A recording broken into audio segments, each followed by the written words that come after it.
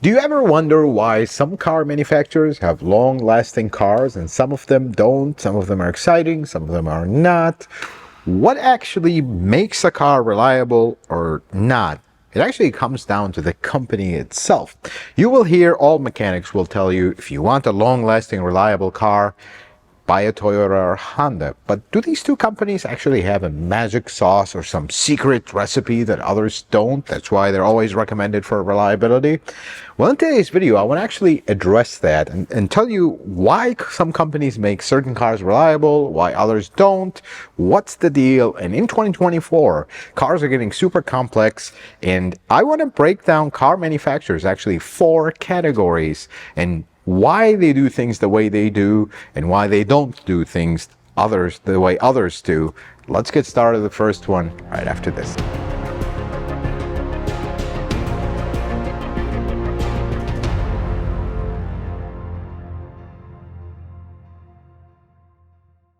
The first category are companies that make reliable, long-lasting cars. 100% of people will say, well, why don't we all buy this category? But believe it or not, there's good and there's bad.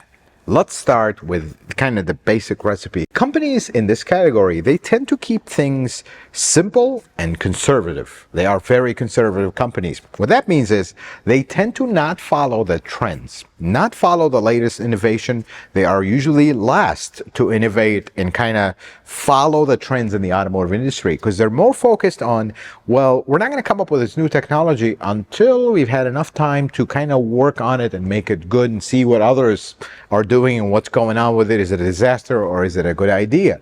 So what they'll also do is they'll generalize their technology. What that means is they'll use their technology across their entire lineup, not just make one engine for one car and then another for another car, and they're always constantly changing. They'll hold on to their designs. Instead of coming up with new stuff, they'll focus on making their initial designs better by continuously improving them and taking their time. And because of that, because they're not coming up with new stuff every single day, they have more budget to focus on quality of parts and build quality. That's the biggest thing there. They'll use better quality parts, they'll use better quality suppliers, and therefore their end product will be longer lasting and more reliable. Working on cars like that, you'll immediately notice that the quality of everything is significantly higher. Their steel is better, their aluminum is better, even their plastic feels solid and is better because majority of their budget went into higher quality, more expensive parts. But wait, it is actually not always rainbows and butterflies for companies like that, and you gotta know this part. This is important. Usually companies like that in 2024, where cars are getting very expensive, they tend to be on the higher end of the price range for the segment, because their parts are expensive. And speaking of parts, when you go fix these cars later, their parts are very expensive because you're buying this high quality part that's meant to last for a long time, but eventually when things go, they're going to be more expensive than others when you're comparing directly part to part. And the other thing is, because these companies are conservative and they're kind of focused on continuously improving what they have, their designs are conservative, simple. So they are not usually the top players in innovation, excitement, or technology. They're usually last. They do it better in the end, but their technology is always behind other categories because they do not rush to innovate, because they want to perfect things before they bring them out in their cars. Example of companies like that: Toyota and Honda. And up to recently, Mazda was actually on that list for a small period of time. They were actually focused on that. And equally, Subaru in a way is like that. Although Subaru has their own ways, but they do have that quality factor in them. People who tend to normally gravitate toward this category of companies are usually non-car people, believe it or not. People that know nothing about cars. I want this car to reliably transport me and my family without a fuss, without drama. I just don't want it to break my bank. This is the perfect category for folks like that. Even though lately these manufacturers are really trying to make their cars more exciting, but they're still conservative. And you always feel like, why can't they do this better? Because they are conservative. Their priority is longevity and reliability. Everything else is secondary. So you always feel their cars, even the exciting ones, held back. And that's the whole point.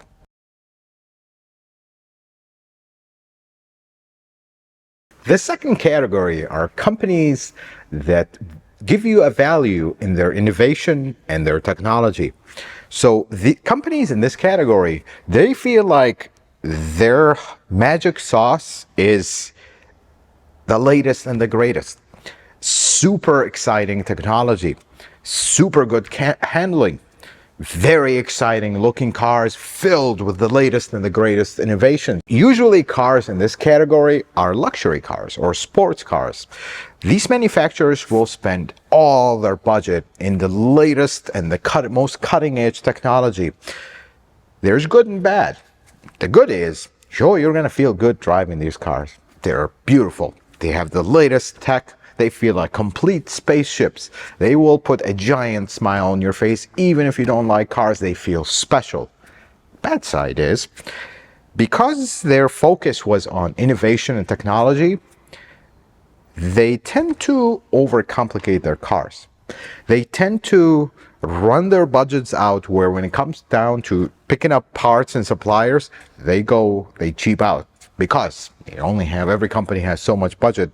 Their budget is always tied up with R&D, research and development, to come up with new things and keep the cars very exciting, that they have very little to actually make the cars long-lasting and reliable, because they feel like their customers will drive their car. 3 years later, the next best thing comes out, they're going to switch. It's kind of like the trendy companies. And the downside of them is they are not long-lasting, and the problem is, because of how complicated they are, their repair costs after a certain amount of time passes are astronomical. Prime example of companies like that: Mercedes-Benz, BMW, Audi, even Volkswagen to a point. You go drive a new one of these cars, they are the most exciting cars to drive, to look at, to feel. The technology that they have, they truly make you feel special. The only problem with that is long-term ownership is not a great experience, because things will get very expensive, and how complicated these cars are, repair bills will rack up, and that's the downside of this category. Folks who tend to gravitate toward this category are folks who are typically younger, or the car crowd, because these cars will drive very good. They're super exciting. They have a lot of technology. And folks who are into technology, they want the latest and the greatest. They want this wow factor, the flashy car that looks great, feels great, and it's just a statement of a car. They'll tend to gravitate toward this category. However, they usually will know very well that these cars, they are short-term cars. And I don't mean a month or two. I mean up to 5 years or the warranty period. Then we trade it in and move on to the next latest and the greatest thing.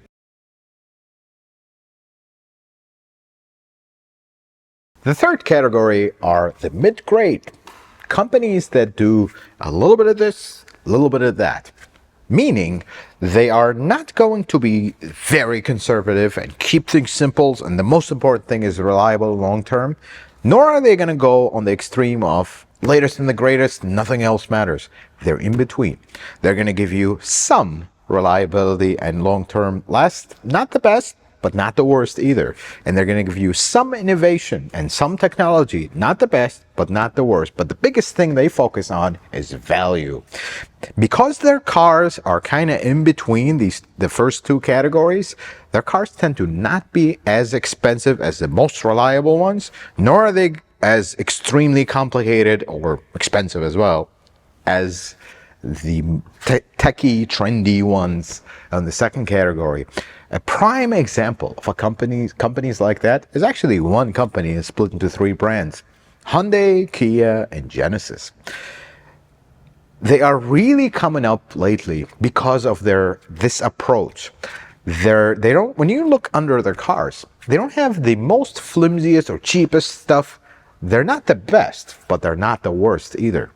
They're mid-pack. They do have decent quality, something that will last a little bit longer than stuff in the second category. And then when you look at the technology side, they have decent technology and they pack their cars with some really good options. But they're not mega complicated cars like the second category stuff. But the biggest value is their prices are kind of in the middle. They're not as expensive in their categories as the conservative ones, nor are they as mega expensive as the techie ones. They're in the middle.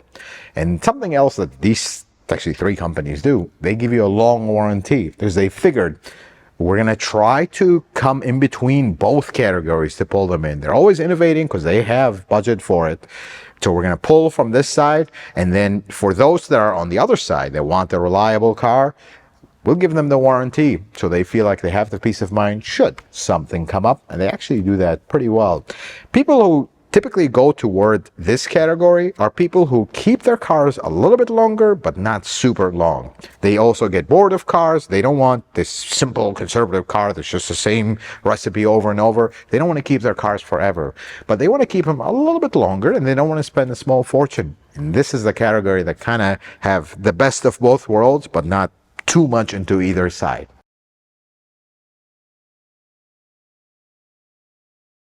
The fourth category are companies that focus on cost over everything else, not just to them, to you as well as a consumer.